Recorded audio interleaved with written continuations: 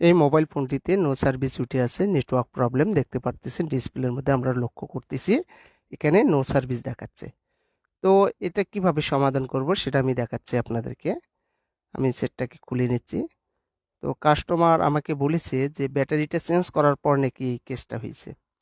তো যেহেতু battery change করার পরে এই প্রবলেমটা হয়েছে, সেক্ষেত্রে আমাদের সামনের পার্টটা খুলে নিতে হবে, এই পার্টটা। তো আমি স্ক্রুগুলো খুলে নিচ্ছি, খুলে দেখব যে আসলে এই প্রবলেমটা কোথায় থেকে।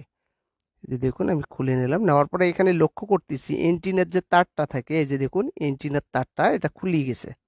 যে খুলে গেছে, এটা এটা লাগাইতে হয়তো বা ভুলে গেছে, এই কারণেই নেটওয়ার্কটা পাচ্ছে না। এই যে দেখুন এটা আমি লাগিয়ে দেবো।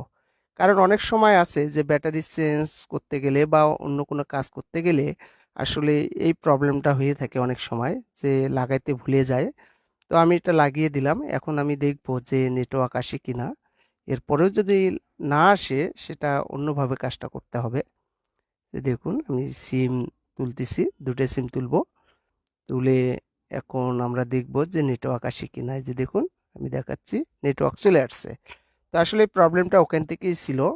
কারণ নেটওয়ার্কের এন্টিনার যে কেবলটা, এই এটা লাগানো হয়নি, এই কারণে নেটওয়ার্ক আসছিল না। এই যে দেখুন আমি ব্যালেন্স চেক করে দেখালাম,